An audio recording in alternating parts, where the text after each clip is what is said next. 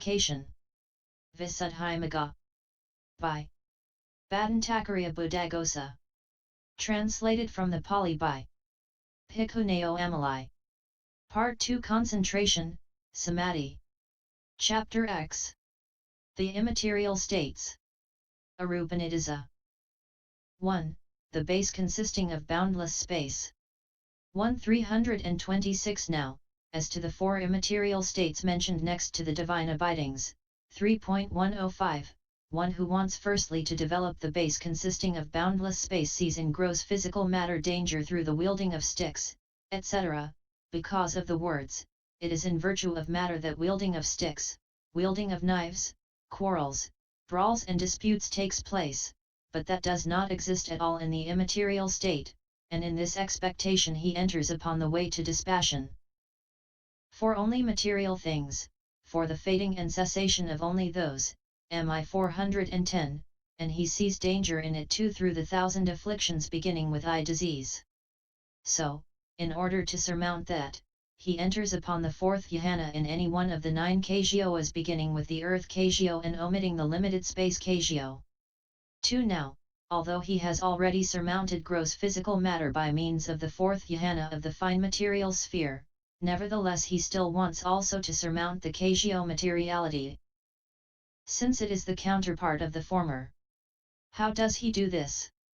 3. Suppose a timid man is pursued by a snake in a forest and flees from it as fast as he can, then if he sees in the place he has fled to a palm leaf with a streak painted on it or a creeper or a rope or a crack in the ground, he is fearful, anxious, and will not even look at it. Suppose again a man is living in the same village as a hostile man who ill-uses him, and on being threatened by him with a flogging and the burning down of his house, he goes away to live in another village. Then if he meets another man there of similar appearance, voice, and manner, he is fearful, anxious, and will not even look at him. For here is the application of the similes. The time when the bhikkhu has the gross physical matter as his object is like the time when the men were respectively threatened by the snake and by the enemy. 327 The time when the bhikkhu surmounts the gross physical matter by means of the fourth jhana of the fine material sphere is like the first man's fleeing as fast as he can and the other man's going away to another village. They bhikkhus observing that even the matter of the kasio is the counterpart of that gross physical matter and his wanting to surmount that also is like the first man seeing in the place he had fled to the palm leaf with a streak painted on it, etc., and the other man seeing the man who resembled the enemy in the village he had left, and their unwillingness to look owing to fear and anxiety. And here the similes of the dog attacked by a boar and that of the Pisaka goblin and the timid man should be understood too. 5. So when he has thus become disgusted with, dispassionate towards, the kasio materiality, the object of the fourth jhana, and wants to get away from it, he achieves mastery in the 5 ways. Then on emerging from the now familiar fourth jhana of the fine material sphere, he sees the danger in that jhana in this way. This makes its object the materiality with which I have become disgusted, and it has joy as its near enemy, and it is grosser than the peaceful liberations. There is, however, no comparative grossness of factors here as in the case of the 4 fine material jhanas, for the immaterial states have the same 2 factors as this fine material jhana. 6. When he has seen the danger in that fine material fourth jhana in this way and has ended his attachment to it, he gives his attention to the base consisting of boundless space as peaceful. Then, when he has spread out the kasio to the limit of the world sphere, or as far as he likes, he removes the kasio materiality by giving his attention to the space touched by it, regarding that as space or boundless space. 7. When he is removing it, he neither folds it up like a mat nor withdraws it like a cake from a tin. It is simply that he does not advert to it or give attention to it or review it. It is when he neither adverts to it nor gives attention to it nor reviews it, but gives his attention exclusively to the space touched by it, regarding that as space, that he is said to remove the kasio. 8. And when the kasio is being removed, it does not roll up or roll away. It is simply that it is called removed on account of his non-attention to it, his attention being given to space. This is conceptualized as the mere space left by the removal of the kasioa materiality. Whether it is called space left by the removal of the kasioa or space touched by the kasioa or space secluded from the kasioa, it is all the same. 9. He adverts again and again to the sign of the space left by the removal of the kasioa 328 as space, space, and strikes at it with thought. An applied thought. As he adverts to it again and again and strikes at it with thought and applied thought, the hindrances are suppressed, mindfulness is established and his mind becomes concentrated in access. He cultivates that sign again and again, develops and repeatedly practices it. 10. As he again and again adverts to it and gives attention to it in this way, consciousness belonging to the base consisting of boundless space arises in absorption with the space as its object, as the consciousness belonging to the fine material sphere did in the case of the earth kasioa, and so on. And here too in the prior stage there are either 3 or 4 sensual sphere impulsions associated with equanimous feeling, while the 4th or the 5th is of the immaterial sphere. The rest is the same as in the case of the earth kasioa, 4.74. 11. There is, however, this difference. When the immaterial sphere consciousness has arisen in this way, the bhikkhu, who has been formerly looking at the kasioa disk with the jhana eye finds himself looking at only space after that sign has been abruptly removed by the attention given in the preliminary work, thus space, space. He is like a man who has plugged an opening in a covered vehicle, a sack, or a pot with a piece of blue rag or with a piece of rag of some such color as yellow, red or white, and is looking at that, and then when the rag is removed by the force of the wind or by some other agency, he finds himself looking at space. Text and commentary. 12. And at this point it is said, with the complete surmounting, samadhikama, of perceptions of matter, with the disappearance of perceptions of resistance, with non-attention to perceptions of variety, aware of unbounded space, he enters upon and dwells in the base consisting of boundless space, by 245. 13. Herein, complete is in all aspects or of all perceptions, without exception, is the meaning of perceptions of matter, both, a, of the fine material jhanas mentioned here under the heading of perception, and, b, of those things that are their object. 4. A. The jhana of the fine material sphere is called matter in such passages as possessed of visible matter he sees instances of matter, D 270, M 212, and, b. It is its object too that is called matter in such passages as he sees instances of visible matter externally, fair and ugly, D 2 110, M 213.3. Consequently, here the words perception of matter, rupasana, lit. Matter perceptions, in the sense of perceptions about matter, are used. A. For fine material jhana stated thus under the headings of perceptions. Also. B. It has the label, sana, matter, rupa, thus it, the jhana's object, is labeled matter, rupasana. What is meant is that matter is its name. So it should be understood that this is also a term for, b, what is classed as the earth kasioa, etc., which is the object of that jhana. 329.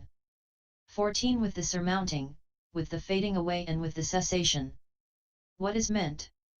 With the fading away and with the cessation, both because of the fading away and because of the cessation, either in all aspects or without exception, of these perceptions of matter, reckoned as jhana, which number 15 with the 5 each of the profitable, resultant, and functional 5, and also of these things labeled matter, reckoned as objects of those perceptions, which number 9 with the earth kasioa, etc.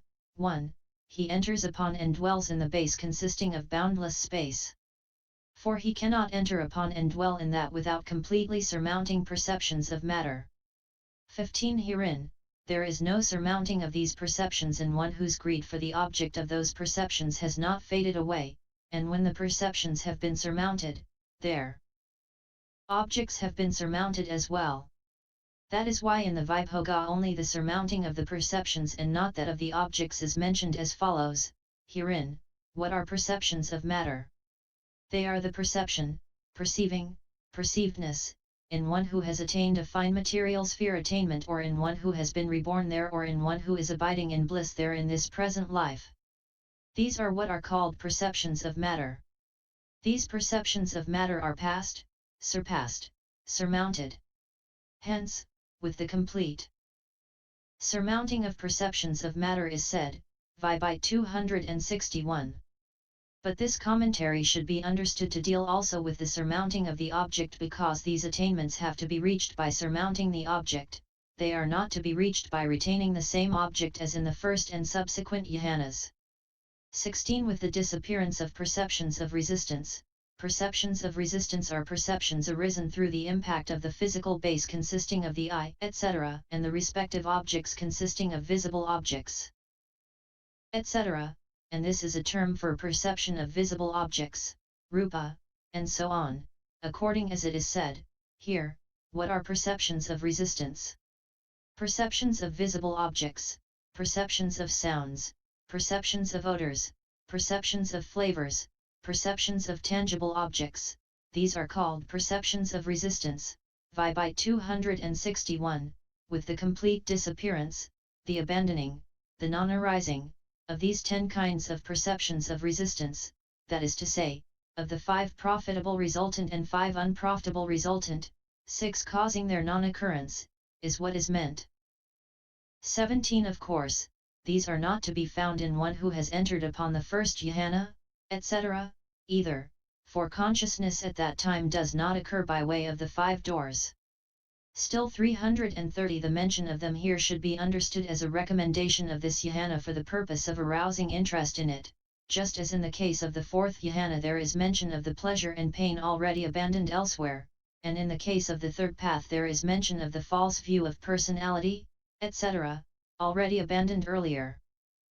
18. Or alternatively, though these are also not to be found in one who has attained the fine material sphere, still their not being there is not due to their having been abandoned, for development of the fine material sphere does not lead to fading of greed for materiality, and the occurrence of those fine material jhanas is actually dependent on materiality.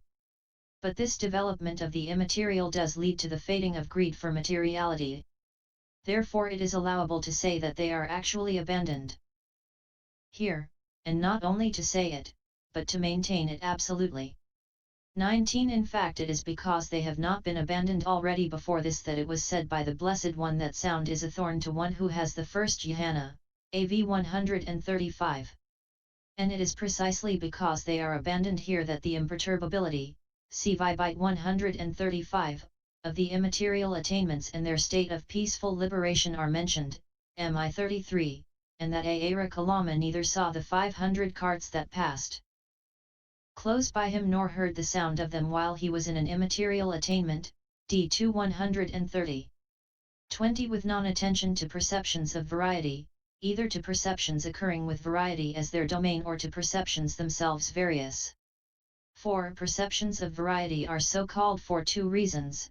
Firstly, because the kinds of perception included along with the mind element and mind consciousness element in one who has not attained, which kinds are intended here as described in the Vibhoga thus, herein, what are perceptions of variety? The perception, perceiving, perceivedness, in one who has not attained and possesses either mind element or mind consciousness element in one who has not attained and possesses either mind element or mind consciousness element, these are called perceptions of variety, by 261.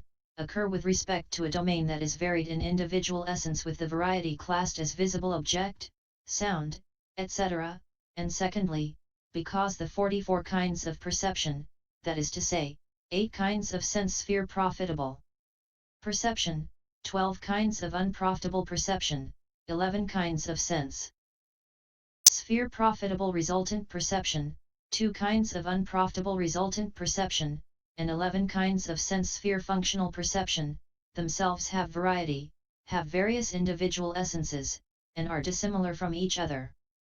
With the complete non-attention to, non-adverting to, non-reaction to, non-reviewing of, these perceptions of variety, what is meant is that because he does not advert to them, give them attention or review them, therefore. 21 and 2 things should be understood. Firstly, that their absence is stated here in two ways as surmounting and disappearance, because the earlier perceptions of matter and perceptions of resistance do not exist even in the kind of existence produced by this jhana on rebirth, let alone when this jhana is entered upon and dwelled in that existence. 331. And secondly, in the case of perceptions of variety, non-attention to them is said because 27 kinds of perception, that is to say, 8 kinds of sense sphere profitable perception, 9 kinds of functional perception, and 10 kinds of unprofitable perception, still exist in the kind of existence produced by this jhana.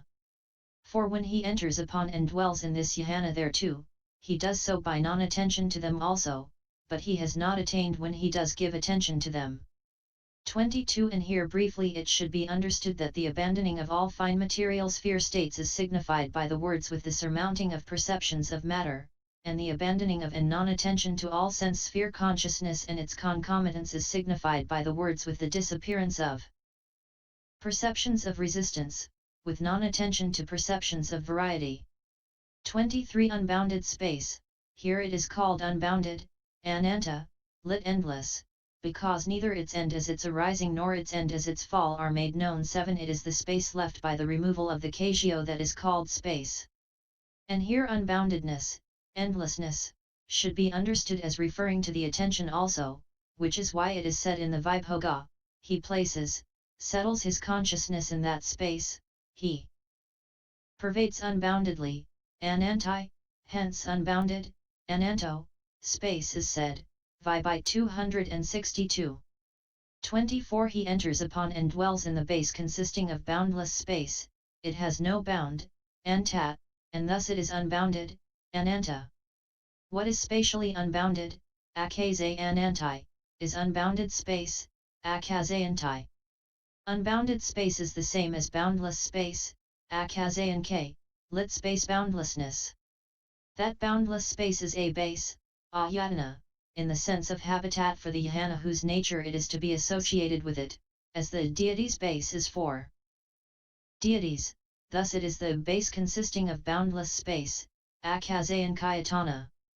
He enters and dwells in, having reached that base consisting of boundless space, having caused it to be produced, he dwells, viharati, with an abiding, vihara, consisting in postures that are in conformity with it. This is the detailed explanation of the base consisting of boundless space as a meditation subject.